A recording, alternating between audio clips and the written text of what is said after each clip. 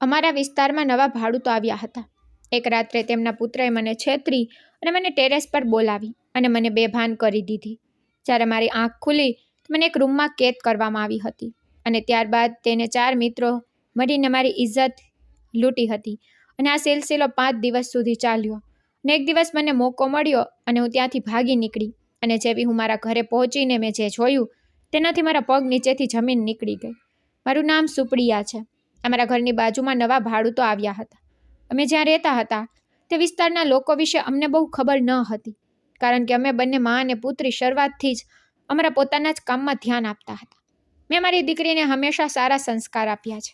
મારી દીકરીનું કોલેજ પૂરું થયું તે આગળ ભણવા માંગતી ન હતી અને મારી પાસે પણ તેને આગળ ભણવા માટે એટલા પૈસા ન હતા. મેં ફક્ત વિચાર્યું કે મારી પુત્રીએ કોલેજ પૂર્ણ કર્યું છે, હવે આટલું ઘણું થયું. હું મારી દીકરી માટે સારો સંબંધ શોધીને તેના લગ્ન કરાવીશ અને મારી ફરજ નિભાવીશ. તે મારી એકમાત્ર પુત્રી હતી, તેથી હવે મારે મારી પુત્રીનું જ એકત્રિત કરવું હતું. મને મારી દીકરી પાસેથી ઘણી અપેક્ષાઓ હતી. મેં વિચાર્યું કે હું મારી દીકરીના લગ્ન એવા પરિવારમાં કરીશ જ્યાં તેને ઘણો પ્રેમ મળે અને હું તેનો જીવનસાથી એવા છોકરાને બનાવીશ જે મને તેની મા સમાન સમજે. હું તેને મારો પુત્ર માનીશ, કારણ કે ભગવાને મને એક જ પુત્રી આપી હતી. હું હંમેશા વિચારતી કે જો મને ભગવાને દીકરો આપ્યો હોત તો તે મારી જિંદગી જીવવા માટે મારો સહારો હોત, પણ હવે હું મારા જમાઈને મારા પુત્ર તરીકે સ્વીકારી લઈશ. હું મારી દીકરીને એવા છોકરા સાથે પરણાવીશ જે મારી દીકરીને ખૂબ ખુશ રાખશે અને સાથે તે પણ મને તેની સાસુને પણ એક મા તરીકે જ ગણશે. છેવટે મેં મારું આખું જીવન એકલા વિતાવ્યું હતું, તેથી મને કેટલાક નજીકના સંબંધોની પણ જરૂર હતી જેઓ મને તેમના પોતાના તરીકે સ્વીકારી કરી શકે. 45 વર્ષની છું. મારી પુત્રી 20 વર્ષની યુવાન હતી અને ખૂબ જ સુંદર હતી. મેં મારી દીકરીને હંમેશા સારા સંસ્કાર આપ્યા. મારી દીકરી ક્યારેય વિસ્તારની કોઈ છોકરીઓ સાથે ફરવા નથી ગઈ અને તેને કોઈ મિત્રો પણ નથી. મારી દીકરી બહુ સાદી છોકરી હતી. મારા પણ નાની ઉંમરે લગ્ન થઈ ગયા હતા. મારા માતા પિતા દુનિયામાં ન હોય હતા. જ્યારે હું ખૂબ નાની હતી ત્યારે તેઓએ મને છોડી દીધી હતી. પણ મારો એક ભાઈ હતો જે મારા કરતાં ઘણો મોટો હતો. મારો ભાઈ પરણી ગયો અને મારી ભાભીને ઘરે લઈ આવ્યો. મેં વિચાર્યું કે ભાભી મને પ્રેમ કરશે. તે સમયે હું નાની હતી અને બહુ સમજતી ન હતી. મને લાગતું હતું કે ભાભી એક મા જેવી છે, તેથી ભાભી ચોક્કસ મને માની જેમ જ પ્રેમ કરશે. પરંતુ મને ખબર નહોતી કે ભાભી એટલી ખરાબ નીકળશે કે તે આ ઘરની મારી પાસેથી શાંતિને દરેક છીનવી લેશે. મારી ભાભીનો ઘરમાં પ્રવેશ થયો તે દિવસથી મારા જીવનના ખરાબ દિવસો શરૂ થઈ ગયા. ભાભી મને ઘરનું બધું કામ કરાવતી અને ભાઈને કહેતી કે તારી બહેન ઘરનું કોઈ કામ કરતી નથી. તે હંમેશા શેરીની છોકરીઓ સાથે રમતી રહે છે. તે પછી જ્યારે હું 15 વર્ષની થઈ ત્યારે મારી ભાભીએ મારા પર નવા આરોપો લગાવવાનું શરૂ કર્યું. ભાઈને હંમેશા કહેતી કે તારી બહેન વિસ્તારના છોકરાઓ સાથે અફેર કરે છે. આ બાબતે ભાઈએ મને ઘણીવાર ઠપકો આપ્યો હતો, પણ છોકરાઓ સાથે અફેર કેવી રીતે કરવું તે હું જાણતી ન હતી, કારણ કે હું ક્યારેય ઘરની બહાર નીકળી નથી. ભાભીએ મને ઘરના કામકાજમાં એટલી વ્યસ્ત કરી દીધી હતી કે મારી પાસે મારા મિત્રો સાથે વાત કરવાનો પણ સમય ન હતો. એક સમય હતો જ્યારે હું મારા મિત્રો સાથે ખૂબ રમતી હતી, પરંતુ જે દિવસથી ભાભી આ ઘરમાં આવ્યા ત્યારથી મારી પાસે શ્વાસ લેવાનો પણ સમય ન હતો. આ ઉંમર જ હું ઘરના બધા કામો કરતા શીખી ગઈ હતી. મારું જીવન આમ જ રડતા પસાર થઈ ગયું હતું. ધીમે ધીમે જ્યારે હું 17 વર્ષની થઈ ત્યારે મારી ભાભી દિવસે ને દિવસે મારા પર વધુ દબાણ કરતી હતી અને ભાભી જે કહે તે બધું હું ચૂપચાપ સહન કરતી હતી. મને નવાઈ લાગી કે મારા ભાઈએ મારી વાત પર ક્યારેય વિશ્વાસ કર્યો નહીં. મેં ઘણીવાર મારા ભાઈને સમજાવવાનો પ્રયત્ન કર્યો છે કે તમારી પત્ની તમને હંમેશા મારા વિશે ખોટી વાતો કહે છે અને તમે તેની બધી વાતો માની ગયા છો. તમે ક્યારેય મારી વાત સમજવાની કોશિશ પણ નથી કરી. પણ ભાભીના પલ્લુથી જાણે ભાઈ સાવ બંધ થઈ ગયો હોય એવું લાગતું હતું. ભાભી આંખો પર અંધશ્રદ્ધાની પટ્ટી બાંધી દીધી હતી અને ભાઈ માત્ર ભાભી જે કહે તે જ સાંભળતો હતો અને ભાભી ભાઈને જે કહેતી તે પ્રમાણે જ ભાઈ કરતો હતો. અને હવે તો ભાભી જે કહેતા તે હવે ભાઈએ પણ તે જ બોલવાનું શરૂ કરી દીધું હતું. હું યુવાન થઈ ત્યારે મારી ભાભી કહેવા લાગી તારી બહેનનું કામકાજ ઘણું વધી ગયું છે. જ્યારે તે ટેરેસ પર કપડાં સુકાવા જાય છે તો કલાકોએ નીચે આવે છે. એ તેના ધાબા પર પાડોશીના છોકરા સાથે વાત કરતા મારી પોતાની આંખે જોઈ છે. જ્યારે ભાઈએ મને પૂછ્યું કે તારી ભાભી સાચી છે કે નહીં, હું તેને શું કહું તેથી હું ચૂપ રહી, કારણ કે જો મેં તેને કહ્યું હોત કે હા પાડોશીના છોકરા સાથે વાત કરું છું તો પણ ભાઈ મને ઠપકો આપત, અને જો મેં મારા બચાવવા માટે કહ્યું હોત કે ભાભી ખોટું બોલે છે તો પણ ભાઈ મને જ ઠપકો આપ્યો હોત. એટલે હું ચૂપ રહી અને મારા મોંમાંથી ભાઈ સમજી ગયા કે મારી ભૂલ છે. ભાઈ મારા માટે જલ્દી સંબંધ શોધવા લાગ્યો. એ ઈચ્છતો હતો કે તેની બહેન લગ્ન કરીને આ ઘર છોડી દે, કારણ કે ભાઈને લાગવા લાગ્યું કે તેની બહેન હવે તેના માટે બોજ બની રહી છે. હું ખૂબ જ સ્વચ્છ ચરિત્રની છોકરી હતી, પણ મારી ભાભીએ મારા ભાઈની નજરમાં મારું ચરિત્ર બગાડી દીધું હતું. તેથી હું તેના વિશે કંઈ કરી શકી નહીં. ભાઈએ મારા સંબંધની શોધ કરી અને મારા લગ્ન કરવાનું નક્કી કર્યું. તેથી મેં પણ ચૂપચાપ લગ્ન કરી લીધા. ગમે તેમ પણ આ ઘરમાં મારા પર ઘણા આરોપો હતા. જો મેં કહ્યું હોત કે હું લગ્ન કરવા નથી માંગતી, તો હું જાણતી હતી કે ભાભી મારી સાથે આના કરતાં પણ ખરાબ આરોપો નાખશે. ભાભીએ મને કોઈક રીતે આ ઘરમાંથી કાઢી મૂકવા માંગતી હતી, અને ભાભી હવે આ પ્લાનમાં સફળ થઈ ગઈ હતી, કારણ કે ભાઈએ તેમની ઈચ્છા મુજબ મારા લગ્ન કર્યા હતા. મને લાગ્યું કે લગ્ન પછી જ્યારે હું મારા સાસરે જઈશ, ત્યારે મારા લગ્ન જીવનમાં કંઈક બદલાવ આવશે. જે રીતે મારી ભાભીએ મારા ભાઈને કાબૂમાં રાખ્યો હતો, તો કદાચ એ જ રીતે હું મારા પતિને પણ કાબૂમાં રાખી શકીશ. પણ મને ખબર ન હતી કે દરેક પુરુષ સરખા નથી હોતા, અને દરેક સ્ત્રી તેના પતિને કાબૂમાં રાખી શકતી નથી. લગ્ન પછી જ્યારે મેં મારા ઘરને વિદાય આપી, ત્યારે મને લાગ્યું કે મારા સાસરિયામાં મને ખૂબ પ્રેમ મળશે. મને ખબર ન હતી કે મારી ભાભી જેવા મારા સાસુ આ ઘરમાં પણ છે. મારા સાસુ ખૂબ જ ચતુર સ્ત્રી હતી. હું સાધારણ દેખાવની હતી. મારી સાસુ મને હંમેશા કહેતી કે મારે મારા દીકરા માટે ખૂબ જ સુંદર છોકરી શોધવી હતી, પણ મને ખબર નથી કે તું આ ઘરમાં કેવી રીતે આવી. તારા ભાઈએ કહ્યું હતું કે દહેજમાં ઘણું બધું આપીશ, પણ તું દહેજમાં પણ કંઈ લાવી નહીં, અને સામાન્ય દેખાતી છોકરી નીકળી. મારા તો પુત્રનું ભાગ્ય બરબાદ થઈ ગયું. મારી સાસુએ પણ આખી જિંદગી ભાભીની જેમ મને હેરાન કરી. મારા સાસરિયામાં બધું સહન કરતી રહી. મારા પતિને કંઈ કહેવાની કોશિશ કરી, મારા પતિ કહેતા કે તે મારી માં છે. મારી માં વિશે ક્યારેય કંઈ કહેવાની કોશિશ કરતી નહીં. નહીં તો હું તેને મારી નાખીશ. મારા સાસુ મને ઘરના બધા કામો કરાવતા, અને ક્યારેક તે જાણી જોઈને ગંદા કપડામાં સ્વચ્છ કપડાં ભેરવીને મને બધા કપડાં ધોવા માટે કહેતી. ક્યારેક તે બળજબરીથી ઘરમાં ગંદકી ફેલાવતી અને મને ઘર બરાબર સાફ કરવા કહેતી. મારા સાસુને મને ચીડાવવાનું ગમતું, કારણ કે ભગવાને તેમને દીકરી આપી ન હતી, એટલે તેમને કોઈની દીકરીની તકલીફની કોઈ ખબર ન હતી. હું પણ ચૂપચાપ બધું સહન કરતી હતી. પછી એક દિવસ મને ખબર પડી કે હું પ્રેગ્નેન્ટ છું. આ સમાચાર સાંભળીને મારા સાસુ તો ખુશ ન થયા, પણ મારા પતિ બહુ ખુશ થયા. મારા પતિ એક સાધુ માણસ હતા, જેમને મારા જેવી સાદી છોકરી મળી હતી, પણ મારા પતિ તેની મા સામે એક શબ્દ પણ સાંભળી શકતા ન હતા. મારા સાસરિયાના ઘરમાં સાસુ અને પતિ સિવાય કોઈ ન હતું. હા, પણ મારા સાસરિયાનું ઘર બહુ મોટું હતું. એ ઘર સાફ કરવામાં મને 2-3 કલાકનો સમય લાગતો. આ જ કારણ હતું મારા સાસુએ તમામ કામ મારા પર મૂકી દીધા હતા, અને મારા આવ્યા પછી તેઓ પોતે આરામ કરતા.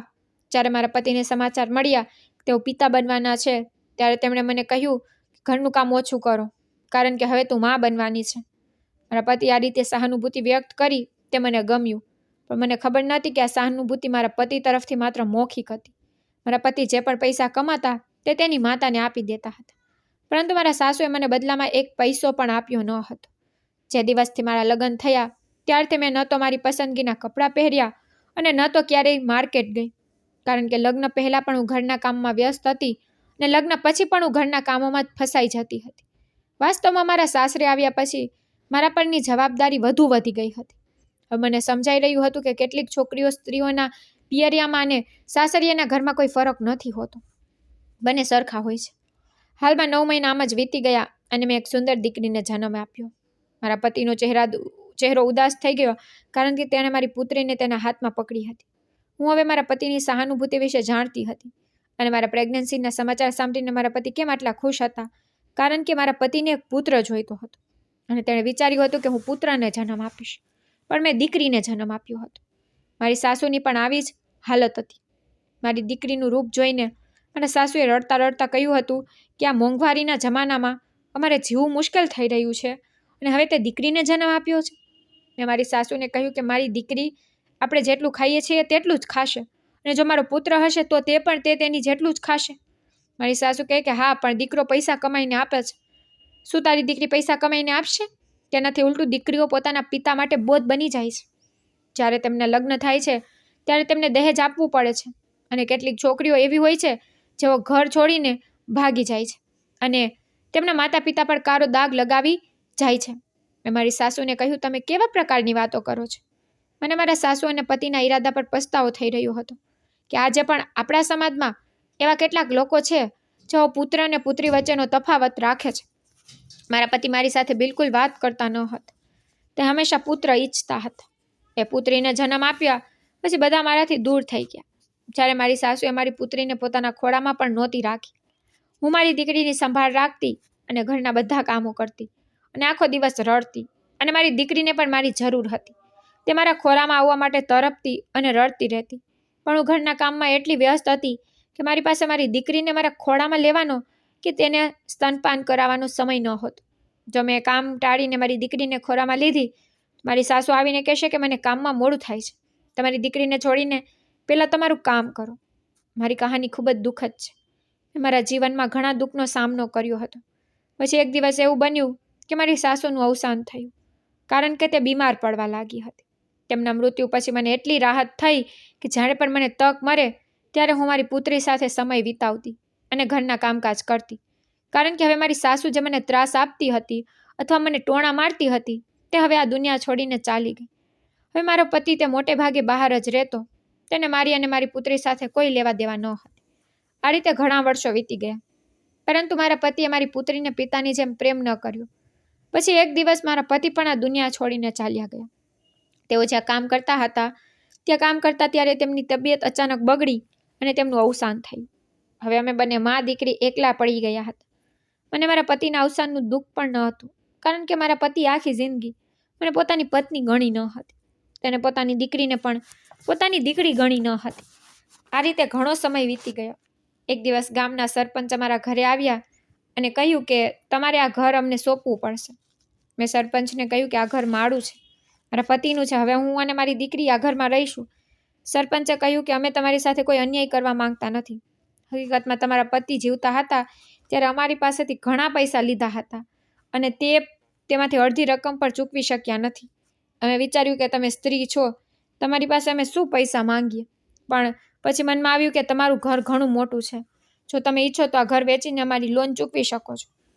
હું સમજી શકતી નહોતી કે શું કરવું. ગામનો સરપંચ એક સારો માણસ હતો, પણ આ સમયે તે મને ખૂબ જ ખરાબ લાગી રહ્યું હતું, કારણ કે તે મારી પાસેથી મારું ઘર છીનવી લેવાની વાત કરી રહ્યું હતું. અમારા બંનેના માથા પરથી છત છીનવાઈ જાય તો અમારું શું થાય? મારી દીકરી માત્ર 8 વર્ષની હતી. હું તેની સાથે ક્યાં જાઉં? આ દુનિયામાં મારું કોઈ નથી. સરપંચજીએ કહ્યું કે આ ઘર ઘણું મોટું છે, અમે આ ઘર વેચી દઈશું અને તે વેચી પછી અમે અડધા પૈસા લઈશું અને બાકીના અડધા પૈસા તમને આપીશું. આ રીતે લોન ચૂકવી શકાય છે. હકીકતમાં મારા પતિએ ઘણા વર્ષો પહેલાં સરપંચજી પાસેથી પોતાના વ્યવસાય શરૂ કરવા માટે લોન લીધી હતી, પણ એ બધા પૈસા તેણે બીજા કોઈ કામમાં ખર્ચી નાખ્યા હતા. ન તો તેણે પોતાનો વ્યવસાય શરૂ કર્યો હતો કે ન તો તેણે પોતાના માટે કોઈ બચત કરી હતી. તે માત્ર એક ઘર હતું, પણ હવે તે વેચવાની વાત કરી રહ્યો હતો. હું શું કરી શકું? મારા પતિએ સરપંચજી પાસેથી લોન લીધી હતી, તેથી જ હું મૌન રહી અને સરપંચજી સૂચના મુજબ મેં ઘર વેચી દીધું. ઘર વેચતાની સાથે જ સરપંચજીના તમામ પૈસા તેમને આપવામાં આવ્યા અને બાકીના પૈસા મને આપવામાં આવ્યા. હું એ પૈસા લઈને મારી દીકરી સાથે શહેરમાં આવી. આ શહેર મારા માટે અજાણ્યું હતું, કારણ કે હું ક્યારેય મારા ગામની બહાર ગઈ ન હતી. જોકે મારા લગ્ન પડોશના ગામમાં થયા હતા. મારા માતાનું ઘર અને સાસરિયાનું ઘર બહુ દૂર ન હતું. મારા ભાઈ અને ભાભી પાસે જવાની મારામાં હિંમત ન હતી, કારણ કે હું ફરીથી એ નરકમાં જવા માંગતી ન હતી. તેથી જ્યારે હું પૈસા લઈને શહેરમાં ગઈ ત્યારે મેં શહેરના કેટલાક લોકોને મકાન આપવા કહ્યું. તેઓએ મને એક નાનું ઘર અપાવ્યું. જો કે આ ઘર ઘણું નાનું હતું, પણ તે અમારા બંનેના માથા પરની છત હતી. અમારા બંને માટે તે પૂરતું હતું. અમે બંને મા અને દીકરી આ ઘરમાં રહેવા લાગ્યા. મારી પાસે એક આવડત હતી કે હું કપડાં સીવવાનું ખૂબ જ સારી રીતે જાણતી હતી. નવા ઘરમાં આવ્યા પછી મેં મારી દીકરીને આ રીતે સપોર્ટ કર્યો. ગામડામાં રહીને મારી દીકરી સરકારી શાળામાં ભણતી. શહેરમાં આવ્યા પછી મેં મારી દીકરીને ખાનગી શાળામાં દાખલ કરાવી. મારી દીકરીને મા અને તેના પિતા બંને હતી. હું નહોતી ઈચ્છતી કે મારી દીકરી પણ એવું જ મુશ્કેલભર્યું જીવન જીવવું પડે જે હું માતા પિતા વગર જીવતી હતી. તેથી જ હું મારી દીકરીને ભણાવવા અને સારા પરિવારમાં તેના લગ્ન કરાવવા માંગતી હતી. અમે બંને મા અને પુત્રીએ જીવનના તમામ મુશ્કેલ દિવસો પસાર કર્યા હતા. અમને આ વિસ્તારમાં આવ્યાને 10 વર્ષ થઈ ગયા હતા, પરંતુ અમને કોઈની વધુ ખબર ન હતી. હું ફક્ત તે જ મહિલાઓને ઓળખતી હતી જેઓ મારી પાસે કપડાં સિલાઈ કરાવવા આવતી હતી. મારી પુત્રી મને ખૂબ પ્રેમ કરતી હતી, કારણ કે તે તેની માનતાની મુશ્કેલીઓ વિશે અને તેને આજે જ્યાં છે ત્યાં તેની મા કેવી રીતે પહોંચી તે વિશે બધું જ જાણતી હતી. જોકે અમારા વિસ્તારમાં ઘણા મકાનો બંધાયા હતા, પરંતુ એક ઘર હતું જે બિલકુલ અમારા ઘર જેવું જ હતું. સાંભળ્યું હતું કે આ ઘરમાં નવા ભાડૂત આવ્યા છે અને એ ઘરમાં એક સ્ત્રી રહે છે, અને તેને 3 બાળકો છે. તેને 2 દીકરીઓ અને 1 દીકરો છે. પતિ નથી. સાંભળ્યું છે કે તેના પતિનું ઘણા વર્ષો પહેલાં અવસાન થયું હતું. તેમને આવ્યાને 1 મહિનો થઈ ગયો હતો. મને આસપાસની કેટલીક મહિલાઓ પાસેથી જ વિસ્તારના સમાચાર મળતા હતા. પરંતુ એક દિવસ પડોશના ઘરમાં રહેતી એક યુવતી અમારા ઘરે આવી અને તેણે આવતાની સાથે જ કહ્યું કે આંટી, મેં તમારા વિશે સાંભળ્યું છે કે તમે અહીં કપડાં સીવી આપો છો, તેથી જ હું મારા કપડાં સિલાઈ કરાવવા આવી છું. મેં કહ્યું, હા ઠીક છે દીકરા, હું તારા કપડાં સિલાઈ કરી આપીશ. તે મારી દીકરી જેટલી જ ઉંમરની હતી અને તેણે મને કહ્યું કે મારું નામ નૈના છે. હવે હું ઘરનું કોઈ કામ કરતી નથી, કારણ કે જ્યારથી મારી દીકરીએ ભણવાનું છોડી દીધું છે ત્યારથી તે ઘરના બધા કામ કરતી હતી.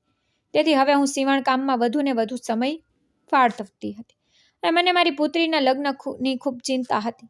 હું ધીમે ધીમે તેના લગ્ન માટે થોડી રકમ જમા કરી રહી હતી. 2 દિવસ પછી મેં નૈનાના કપડાં સિલાઈ કરીને તેને આપ્યા.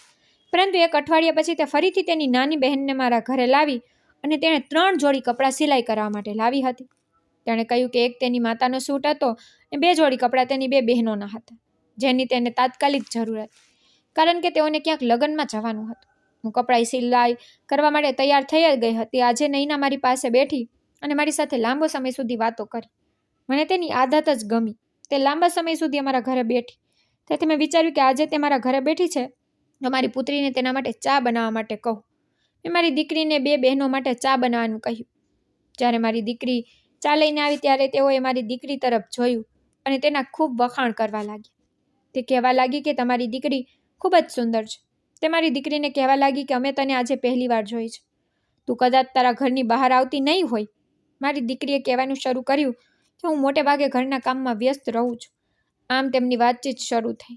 નૈના અને તેની નાની બહેન સુહાની બંને સારી છોકરીઓ લાગતી હતી. જ્યારે હું તેમની માતાને પણ 2 વાર મળી હતી. એમને જોઈને એમ લાગતું હતું કે એમણે એમની દીકરીઓને સારી રીતે ઉછેરી છે, કારણ કે બંને છોકરીઓ ખૂબ સંસ્કારી હતી. જોકે મારી દીકરીને કોઈ મિત્ર ન હતા, પણ મારી દીકરીને નૈના અને સુહાની સાથે મિત્રતા થઈ ગઈ, કારણ કે હવે નૈના અને સુહાની કપડાં સિલાઈ કરાવી આવવાના બહાને અવારનવાર અમારા ઘરે આવતા હતા. મને પણ સારું લાગવા લાગ્યું કે મારી દીકરી આ છોકરીઓ સાથે ભળી ગઈ છે, કારણ કે મેં આ છોકરીઓમાં કોઈ ખોટું કામ જોયું નથી. મેં મારી દીકરીને જે રીતે સંસ્કારી રીતે ઉછેરી છે તે પણ આવી જ હતી. મને તે બંને દીકરીઓ ખૂબ ગમતી. તેણીએ પણ કહ્યું કે અમે ફક્ત કપડાં સિલાઈ કરાવવાના બહાને તમારી પાસે આવીએ છીએ, નહીં તો અમે કોઈના ઘરે જતા નથી. અમારી મા અમને બીજાના ઘરે જવાની પરવાનગી આપતી નથી. એક દિવસ મારી દીકરીએ મને પડોશના ઘરે જવાનું કહ્યું, કારણ કે સુહાનીનો જન્મદિવસ હતો. તેણે મારી દીકરી કરીનાને તેના ઘરે તેના જન્મદિવસની પાર્ટીમાં આમંત્રણ આપ્યું હતું. મેં મારી દીકરીને પણ મનાઈ કરી હતી કે એ લોકો અહીં આવે છે, પણ આપણે તેમના ઘરે જવું નથી. મારી દીકરી કહેવા લાગી કે મમ્મી, તમે એ લોકોને ઓળખો છો અને તમે તેમની માને પણ મળ્યા છો. તમે પોતે જ કહો છો કે મને આ છોકરી અને તેનો આખો પરિવાર ખૂબ ગમે છે, તો પછી તમે મને કેમ જવા દેતા નથી? તને ખબર છે કે હું ક્યારેય ઘરની બહાર જતી નથી. મારી દીકરીએ ક્યારેય મારી પાસે કંઈ માંગ્યું નથી કે મેં ક્યારેય એવી પરિસ્થિતિ ઊભી થવા દીધી નથી. હું તેને રોકીશ. તેથી જ મેં મારી દીકરીને જવાની અનુમતિ આપી હતી. આ રીતે ધીમે ધીમે મારા ઘરેથી એ લોકોનું આવવું જવાનું વધવું થવા લાગ્યું. મારી પાસે એમના ઘરે જવાનો પૂરતો સમય ન હતો. હું હજી એમના ઘરે ગઈ ન હતી, પણ એ સાચું હતું કે ત્રણેયમાં દીકરી મારા ઘરે આવતા હતા અને મારી દીકરી પણ ક્યારેક એમના ઘરે જતી હતી. અત્યાર સુધી મેં તેના પુત્રને જોયો ન હતો. નૈનાની મા તેના પુત્રના ખૂબ વખાણ કરતી હતી.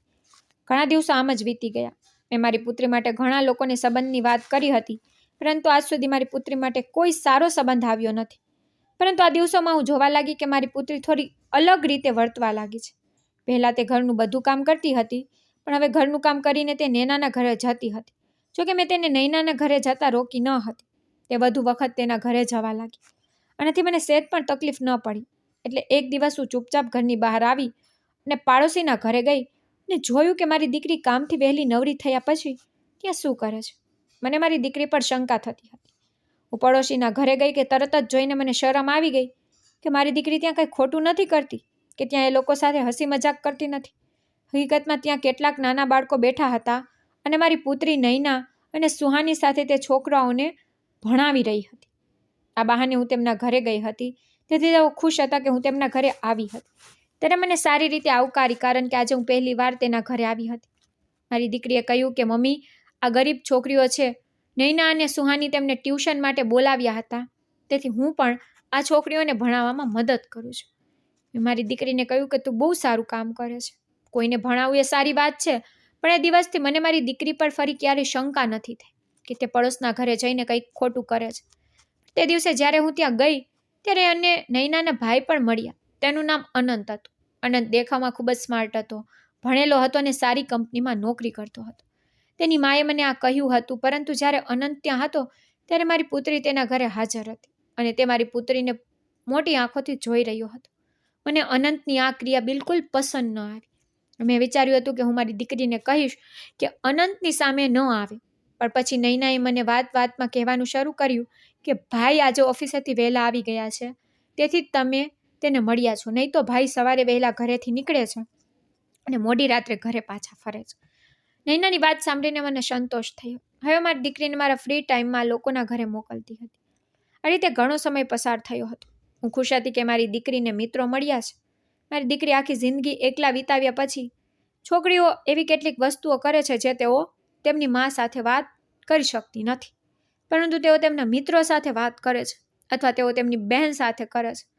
મારી દીકરીને કોઈ બહેન પણ હતી નહીં. આ લોકો સારા હતા એટલે જ મેં આ લોકો પર આંધળો વિશ્વાસ કર્યો, પણ મને ખબર ન હતી કે એક દિવસ મારો વિશ્વાસ મારા જીવ માટે ખતરો બની જશે. કારણ કે હું ઘણા સમયથી ધ્યાન આપી રહી હતી કે આ લોકો છેલ્લા 2 મહિનાથી મારી પાસેથી સિલાઈ કરાવતા તમામ કપડાના પૈસા મને આપતા નથી અને હું નૈના પાસેથી પૈસા માંગવાની હિંમત પણ કરી શકતી ન હતી. મેં વિચાર્યું કે પાડોશી છે, હજુ થોડા દિવસ લાગી જાય તો કોઈ વાંધો નથી. પણ એક દિવસ આજુબાજુમાં એક અજીબો ગરીબ અવાજ આવ્યો કે તરત જ હું મારા દરવાજે ગઈ. મેં જોયું કે પાડોશનના મકાનનો માલિક જોરથી અવાજ કરી રહ્યો હતો. નૈનાની મા તેની સાથે વાત કરી રહી હતી અને તે કહેતો હતો કે તે છેલ્લા 3 મહિનાથી ઘરનું ભાડું ચૂકવ્યું નથી. જો આ મહિનામાં પણ ભાડું ના આપવામાં આવે તો ઘર છોડી દો. ખબર નહીં નૈનાની મા કેમ પરેશાન હતી, ખબર નહીં તે તેમના ઘરની શું હાલત હતી. હું સમજી ગઈ હતી કે તેમના ઘરની હાલત ચોક્કસ ખરાબ થઈ રહી છે, એટલે જ આજે આટલો બધો હંગામો મચાવ્યો છે. ત્યારબાદ મકાન માલિક પણ ત્યાંથી ચાલ્યા ગયા. જો તેની પાસે પૈસા હોત તો તે તેની મકાન માલિકને તેનું મોં બંધ કરવા માટે ચોક્કસપણે ચૂકવણી કરી હોત, નહીં તો પોતાનું અપમાન કરવાનો શોખ કોને હોય છે. મેં મારી પુત્રીને પણ પૂછ્યું હતું કે મકાન માલિક આજે નૈનાના ઘરે આટલો હંગામો કેમ કરે છે. મારી પુત્રીએ પણ મને કહ્યું હતું કે તે તેના ભાડાના પૈસા માંગે છે. મારી દીકરી કહેવા લાગી, મમ્મી, આ લોકોની આર્થિક સ્થિતિ સારી નથી, તે ગરીબ છોકરી ખૂબ જ ચિંતિત છે. મારી દીકરી કહેવા લાગી, મમ્મી, તમારી પાસે થોડા પૈસા હોય તો મદદ કરો ને. મેં સાંભળ્યું કે અનંતની નોકરી છૂટી ગઈ છે, એટલે જ ઘરની પરિસ્થિતિ ખૂબ જ ખરાબ છે. મેં મારી દીકરીને કહ્યું કે દીકરી, તું જાણે છે કે હું પોતે એક ગરીબ સ્ત્રી છું અને કોઈક રીતે મેં તને આટલી મોટી કરી અને હવે હું સીવણકામ કરીને મારું અને તારું ગુજરાન ચલાવું છું.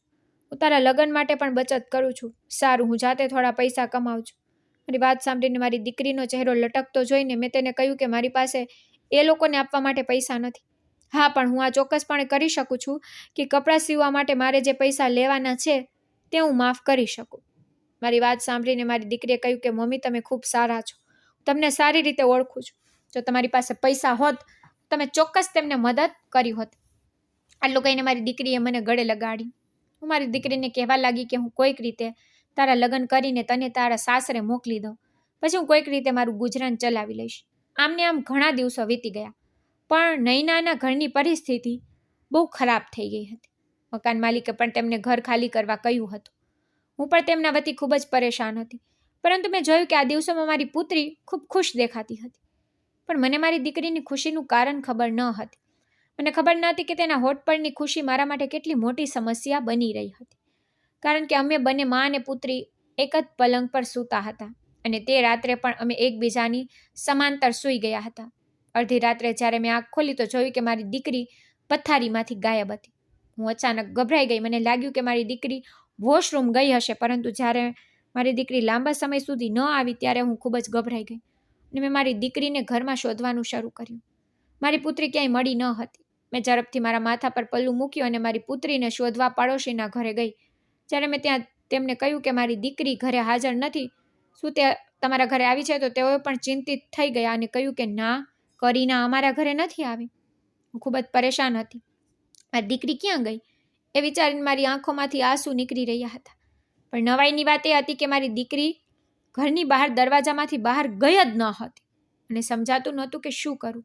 અનંતે મને ચિંતિત થતા જોઈને પૂછવાનું શરૂ કર્યું કે આંટી શું થયું છે. જ્યારે મેં તેને આખી વાત કહી તો અનંતે કહ્યું, આંટી તમારે સવારની રાહ જોવી પડશે. એ પણ શક્ય છે કે કરીનાને કોઈ અગત્યનું કામ હોય એટલે જ તે ઘરની બહાર નીકળી હોય.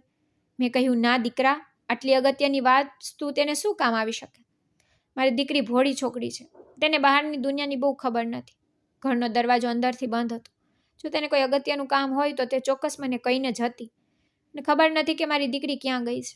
હું તમારી સમક્ષ હાથ જોડી દઉં છું. કૃપા કરીને મારી દીકરીને શોધવાનો પ્રયાસ કરો. તેના બદલામાં હું કહું છું કે આપણે બંને હમણાં જ પોલીસ રિપોર્ટ કરવા જવું જોઈએ.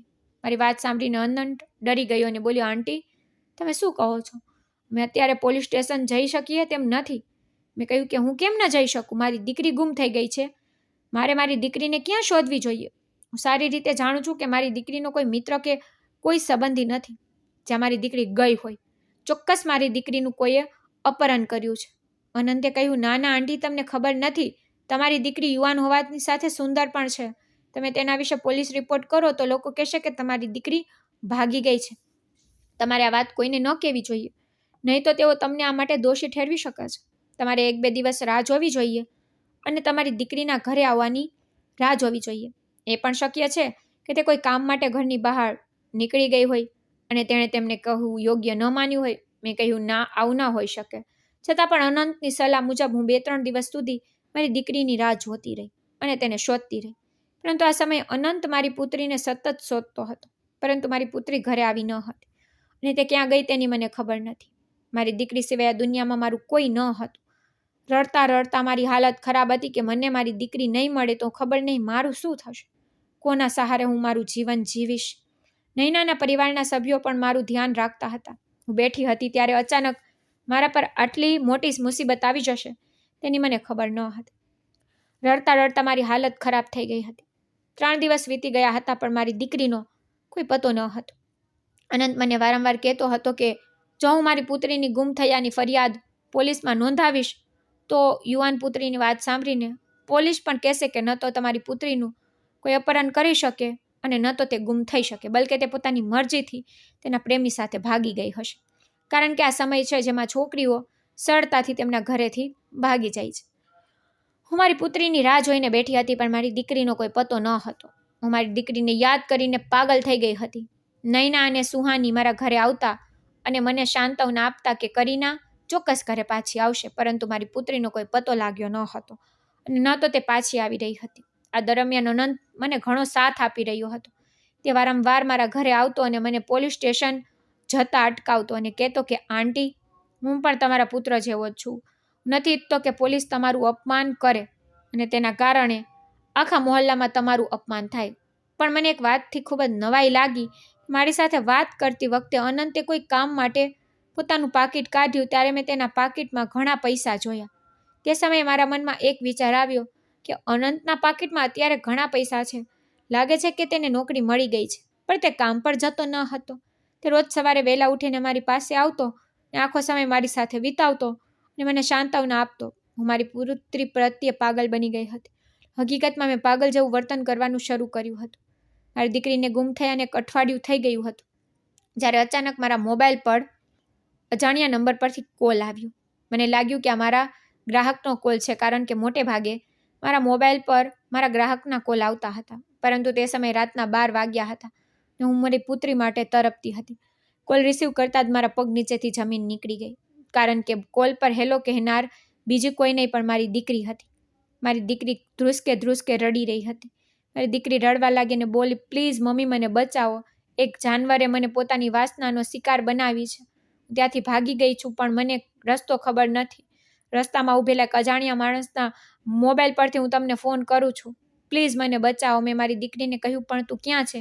તે મને કહે તો હું તને તરત જ લેવા આવીશ. મારી દીકરી કહેવા લાગી કે અહીં એક બહુ મોટો મોલ છે, અંધારું થઈ રહ્યું છે, તેથી મને રસ્તા સમજતા નથી. હું આ મોલ પાસે ઊભી છું, તમે મને લેવા આવો. મેં મારી દીકરીને કહ્યું કે ચિંતા ન કર, હું હમણાં આનંદ સાથે તને લેવા આવું છું. મારી વાત સાંભળીને મારી દીકરીએ કહ્યું, ના મમ્મી, આવી ભૂલ ના કરશો અને ભૂલથી પણ અનંતને આ વાત ના કહેશો. તું પોતે મને લેવા એકલી આવ. મેં મારી દીકરીને રડતા રડતા કહ્યું, પણ મને એ કહો કે તારી સાથે આ બધું કોણે કર્યું? મારી દીકરીએ કહ્યું કે મારી પાસે અત્યારે આ બધું કહેવાનો સમય નથી, તું જલ્દી મને લેવા આવ, પછી હું તને બધું કહીશ. મારી દીકરીની સલાહ મુજબ હું ચૂપચાપ રાતના અંધારામાં કોઈને કહ્યા વગર ઘરની બહાર નીકળી ગઈ. તેણે મને તે મોલનું નામ પણ જણાવ્યું જે વિશે મારી પુત્રીએ મને કહ્યું હતું. એ જ મોલ શોધતા શોધતા હું મારી દીકરી પાસે પહોંચી. મારી દીકરીને જોતાની સાથે જ મેં તેને ગળે લગાવી અને જોરથી રડવા લાગી. મારી દીકરીની હાલત ખૂબ જ ખરાબ થઈ રહી હતી. પછી મેં મારી દીકરીને કહ્યું કે મને કે તેની સાથે આ બધું કોણે કર્યું. મારી દીકરી કહેવા લાગી કે આ બધું મારી સાથે અનંતના કારણે થયું છે. મારી દીકરીએ કહેવાનું શરૂ કર્યું કે જ્યારે હું નૈનાના ઘરે જતી ત્યારે ક્યારેક અનંતના મિત્રો ત્યાં આવતા. એક દિવસ અનંતના મિત્રોએ મને જોઈ. તેઓ મને ખૂબ જ ધ્યાનથી જોતા હતા અને મેં તમને કહ્યું હતું કે અનંતના ઘરની આર્થિક પરિસ્થિતિ સારી નથી. અનંત પહેલાં મારી સાથે મિત્રતા કેળવવા લાગ્યો. તેની મિત્રતાના કારણે હું ખૂબ જ ખુશ થવા લાગી અને પછી એક દિવસ મધરાતે અનંતે મને ફોન કરવાનું શરૂ કર્યું અને મને મળવા માટે ટેરેસ પર આવવા કહ્યું. ખરેખર મને તમારી મદદની જરૂર છે. તેણે મને 5 લાખ આપ્યા હતા, તેથી હું અડધી રાત્રે તેને ટેરેસ પર આપવા ગઈ. તે ક્ષણે તેણે મારા મોં પર રૂમાલ બાંધ્યો જેના પર દવા હતી અને પછી હું બેભાન થઈ ગઈ. પરંતુ જ્યારે મેં મારી આંખ ખોલી ત્યારે હું તેના મિત્રો સાથે હતી. તેના મિત્રોએ કહ્યું કે અમે તને અનંત પાસેથી ખરીદી છે. તેની વાત સાંભળીને મેં તેમને ઘણીવાર કહ્યું કે પ્લીઝ મને છોડી દો અને અનંત ક્યાં છે? તમે લોકો મને અહીં કેમ લાવ્યા છો? તો તેઓ કહેવા લાગ્યા કે અનંતની આર્થિક સ્થિતિ સારી નથી. તે તેના ઘરની સ્થિતિથી કંટાળી ગયો હતો અને અમને ઉછીના પૈસા આપવાનું કહેતો હતો. પણ તું અમને પસંદ આવી એટલે અમે તેને કહ્યું કે અમે તને માંગેલી કિંમત આપવા તૈયાર છીએ. તું તારી બહેનની મિત્રને અમને સોંપી દે. તો પહેલાં તો અનંત રાજી ન હતો, પણ જ્યારે તેના ઘરની પરિસ્થિતિ દિવસે ને દિવસે બગડતી ગઈ ત્યારે તે અમારી શરત માટે રાજી થઈ ગયો અને આમ તેણે તારી સાથે ગાઢ મિત્રતા કરી અને તને અમને સોંપી દીધી. અને હવે અમે તને આટલી સરળતાથી કેવી રીતે છોડી શકીએ? છેવટે અમે તમારા આખા 5 લાખ અનંતને આપી દીધા છે અને હવે તમે ફક્ત અમારી પાસે જ રહેશો. કોઈ પણ રીતે અમે છોકરીઓ લાવવા માટે આટલા પૈસા ખર્ચીએ છીએ. તમે ખૂબ જ સુંદર છોકરી છો. તમે ભવિષ્યમાં અમને ઉપયોગી થશો. અમને છેતરવાનો પ્રયાસ કરશો નહીં. અહીં આવવાનો ચોક્કસ રસ્તો છે, પરંતુ તમારા માટે અહીંથી બહાર જવાનો કોઈ રસ્તો નથી. હું હાથ જોડીને એમની સામે વિનંતી કરતી રહી, પણ એમણે મારી વાત જરા પણ ન સાંભળી અને એ જ રીતે તેઓ એક પછી એક મારા સન્માન સાથે રમતા રહ્યા. મમ્મી, તમે જાણો છો કે અનંત ખૂબ જ ચાલાક વ્યક્તિ છે. તેણે મારા બદલે તેના મિત્રો પાસેથી ઘણા પૈસા લીધા હતા અને આજે હું મારો જીવ બચાવીને ત્યાંથી બહુ મુશ્કેલીથી ભાગી આવું છું. એ લોકો મને બહુ દૂર લઈ ગયા હતા. ત્યાં ગયા પછી મેં ઘણીવાર ત્યાંથી ભાગવાનો પ્રયત્ન કર્યો, પણ ભાગી ન શકી, કારણ કે તેઓએ મને જ્યાં રાખી હતી તે ઘરની બહાર ખૂબ જ કડક ચોકીદારી હતી. આજે મેં નક્કી કર્યું હતું કે હું કોઈક રીતે ઘરેથી ભાગી જઈશ. તેથી મેં મારા દુપટ્ટાને આગ લગાડી અને જે દુપટ્ટો સરગ્યો હતો તેને પકડીને હું બહાર દોડી આવી. તે સમયે ત્યાં માત્ર 2 છોકરાઓ હાજર હતા, પરંતુ બાકીના 2 છોકરાઓ હાજર ન હતા. તેઓએ વિચાર્યું કે હું સળગી રહી છું, તેથી તેઓ પણ મારા દુપટ્ટાની આગ ઓલવવા લાગ્યા અને હું મારો દુપટ્ટો ત્યાં જ છોડીને ઝડપથી ભાગી ગઈ. તે લોકો લાંબા અંતર સુધી મારી પાછળ દોડતા આવ્યા. હું અમારા શહેરનું નામ ધરાવતી બસમાં ચડી અને આમ હું અહીં આવી. અહીં આવ્યા પછી હું ખૂબ ચિંતા અનુભવી રહી હતી. મને સમજાતું ન હતું કે આગળ ઘરે કેવી રીતે પહોંચવું. એટલે જ ત્યાં ઊભેલા એક કાકાના મોબાઈલ પરથી મેં તમને ફોન કર્યો. પહેલાં કાકા બહુ સારા હતા. ઘણા સમય સુધી એમણે મારું ધ્યાન રાખ્યું. પછી તમારો આવવાનો સમય થયો ત્યારે કાકા કહેવા લાગ્યા કે દીકરી, હવે તું તારું ધ્યાન રાખજે. તારી માં જલ્દી આવશે. હું મારી દીકરી પાસે પહોંચી અને તેને ઘરે લઈ આવી. મેં ભગવાનનો લાખ વખત આભાર માન્યો કે મારી દીકરી મારી પાસે સલામત આવી છે, પરંતુ દુઃખની વાત એ છે કે મારી દીકરીએ તેનું ગૌરવ ગુમાવ્યું છે. પણ હવે હું ચૂપ બેસી શકતી ન હતી. મને યાદ આવી રહ્યું હતું કે અનંત વારંવાર મને પોલીસ સ્ટેશન જતા અટકાવી રહ્યો હતો અને તે મારા મનમાં એવો વિચાર મૂકી રહ્યો હતો કે પોલીસ તેના બદલે મારી દીકરીને દોષિત ઠેરવશે. હવે હું તેની ચાલાકી સમજી ગઈ હતી. એ જ કારણ હતું કે તે દિવસે તેના પર્સમાં ઘણા પૈસા હતા. મેં નક્કી કર્યું હતું કે હું મારી દીકરીને હમણાં જ પોલીસ સ્ટેશન લઈ જઈશ, કારણ કે મેં પણ ભૂતકાળમાં ઘણા અત્યાચારો ચૂપચાપ સહન કર્યા છે. હું નથી ઈચ્છતી કે મારી દીકરી આ બધું ચૂપચાપ સહન કરે. હું ઈચ્છું છું કે મારી દીકરીના આરોપીને પણ સજા મળે. તેથી હું મારી પુત્રીને પોલીસ સ્ટેશન લઈ ગઈ. ત્યાં મારી પુત્રીએ પોલીસને તેના તમામ નિવેદનો આપ્યા. પોલીસ કર્મીઓએ મારી દીકરીનું મેડિકલ ચેકઅપ કરાવ્યું અને મેડિકલ રિપોર્ટ પરથી સ્પષ્ટ થયું કે મારી દીકરી સાથે કંઈક ખોટું થયું છે. તેથી પોલીસે તે 4 છોકરાઓની ધરપકડ કરી અને અનંતની પણ ધરપકડ કરી, કારણ કે આ બધામાં તેનો હાથ હતો. કેટલીક વાર આપણે અજાણ્યા લોકોને એટલા નજીક ન બનાવવા જોઈએ કે આપણે ભૂલી જઈએ કે આપણી સાથે કંઈક ખરાબ નહીં કરે. અનંતના પરિવાર સાથે મારો એવો જ સંબંધ હતો અને આ વિશ્વાસ અને સંબંધનો લાભ ઉઠાવીને તેણે મારી દીકરીને તેના મિત્રોને વેચી દીધી. અને પછી હું પણ તેની વાતથી પ્રભાવિત થઈ. મને લાગ્યું કે તે મને સાંત્વના આપી રહ્યો હતો, પણ તે મને સાંત્વના આપી રહ્યો ન હતો, બલકે તે મને પોલીસ સ્ટેશન જતાં અટકાવી રહ્યો હતો. એવું કોઈ પગલું ન ભરો જેનાથી તેની ભૂલ અને તેના મિત્રોની ભૂલ મારી નજર સામે છતી થાય. સારું થયું કે મારી દીકરી ત્યાંથી ભાગી ગઈ હતી અને મારી દીકરીએ મને ફોન કરીને બધું કહ્યું હતું. નહીં તો હું આખી જિંદગી મારી દીકરીને શોધતી રહી હોત અને બદમાશ મારી દીકરીને વેચીને એ પૈસામાં ગુજરાન ચલાવતો હોત. ત્યારે અનંતની મા અને બહેનો સામે તેનું સત્ય બહાર આવ્યું ત્યારે તેઓ ખૂબ જ શરમાઈ ગયા. અનંતની માએ મને તેના પુત્રને છોડાવવા માટે ઘણી વિનંતી કરી હતી, પરંતુ હું તેની વાત સાંભળવા માંગતી ન હતી, કારણ કે હું તે લોકો પર ઘણો વિશ્વાસ કરતી હતી. અને આશ્ચર્યની વાત એ હતી કે નૈના છે તેની મિત્ર બનીને મારી પુત્રી પ્રત્યે સહાનુભૂતિ રાખતી હતી, તે પણ તેના ભાઈ સાથે જોડાયેલી હતી. જ્યારે પોલીસ અનંતની ધરપકડ કરવા આવી ત્યારે નૈના મારા પગે પડી અને મારી પાસે માફી માંગવા લાગી અને કહ્યું કે આંટી, મારા ભાઈએ આ બધું એટલા માટે કર્યું કારણ કે અમારી આર્થિક પરિસ્થિતિ ખૂબ જ ખરાબ થઈ ગઈ હતી. તમને ખબર છે કે અમારા ઘરમાં ખાવા માટે કંઈ ન હતું અને મકાન માલિક પણ અમને ખૂબ હેરાન કરતા હતા. મેં પૂછ્યું, શું તમને લોકોને મારી દીકરી જ વેચવા માટે મળી? તમારા ભાઈના મિત્રોએ પૈસાની લાલચ આપી તો તમારા ભાઈએ મારી દીકરીને વેચી દીધી. મને કહો કે મારી દીકરીનું શું થશે? તમારા લોકોને કારણે મારી દીકરીની જિંદગી બરબાદ થઈ ગઈ. અનંત ઘણા મહિનાઓ સુધી જેલમાં સડતો રહ્યો અને તેના 4 મિત્રોએ પણ તેની સાથે હતા. આ બધાની સૌથી વધુ અસર અનંતના પરિવાર પર પડી, કારણ કે તે 4 જણ સમૃદ્ધ પરિવારના હતા, જ્યારે અનંત મધ્યમ વર્ગના પરિવારનો છોકરો હતો. અનંત જેલમાં ગયા પછી તેની મા અને બહેનોનું ખૂબ અપમાન કરવામાં આવ્યું હતું, જ્યારે આસપાસના દરેકને મારી પુત્રી વિશે પણ ખબર પડી હતી. અનંતની મા વારંવાર રડીને મને કેસ પાછો ખેંચી લેવા વિનંતી કરી રહી હતી, પરંતુ મારી દીકરીની ઇજ્જત સાથે ખેલ ખેલાયા પછી હું આ રીતે કેસ કેવી રીતે પાછો ખેંચી શકું? મારી દીકરી બરબાદ થઈ ગઈ હતી. પછી એક દિવસ અનંતની મા મારી પાસે આવી અને રડવા લાગી અને કહ્યું કે જુઓ બહેન, કૃપા કરીને આ કેસ પાછો લો. હું તમને તમારી દીકરી મારી વહુ બનાવીને રાખીશ. મને ખબર છે કે તમારી દીકરી સાથે કોઈ લગ્ન નહીં કરે, કારણ કે તે તેની માની વાત છે, પણ હું તમને ખાતરી આપું છું કે મારો પુત્ર તેની સાથે લગ્ન કરશે અને તેને આખી જિંદગી ખુશ રાખશે. હું તમારી દીકરીને કોઈ તકલીફ નહીં પડવા દઉં. અનંતની માને એમ કહેતા સાંભળીને પહેલાં તો મને ખૂબ ગુસ્સો આવ્યો કે તે તેના લાલચી પુત્રને મારી પુત્રી સાથે પરણાવવાનું વિચારવાની હિંમત કેવી રીતે કરી. પરંતુ પછી તેમની વારંવાર માફી માંગ્યા પછી મેં વિચાર્યું કે હવે આ સમાજ મારી પુત્રીને પણ સ્વીકારશે નહીં, મારી દીકરી સાથે કોઈ લગ્ન નહીં કરે. આ બધું વિચારીને મેં નક્કી કર્યું કે મારે મારો કેસ પાછો ખેંચી લેવો જોઈએ અને અનંતની મા જે કહે છે તે સાથે સંમત થઈ, કારણ કે હું પણ એકલી સ્ત્રી હતી, મારી પાછળ કોઈ ન હતું. આખરે ક્યાં સુધી હું અપમાન સહન કરી શકીશ? એટલે જ મારી પુત્રીના નિવેદન પર પોલીસે અનંતને છોડી મૂક્યો હતો, પણ એ 4 છોકરાઓને સજા થઈ ગઈ હતી. તેઓ અમારી પાસે ખૂબ માફી માંગવા લાગ્યા. મેં મારી દીકરીને પણ સમજાવ્યું હતું અને મારી દીકરી અનંત સાથે લગ્ન કરવા રાજી થઈ ગઈ હતી. પછી અનંત જેલમાંથી આવ્યા પછી મેં અનંતના લગ્ન મારી દીકરી સાથે કરાવ્યા. મારી દીકરી હવે અનંત સાથે ખુશીથી જીવે છે અને અનંતે તેના શ્રેષ્ઠ પ્રયાસોથી મારી દીકરીનું દિલ જીતી લીધું છે.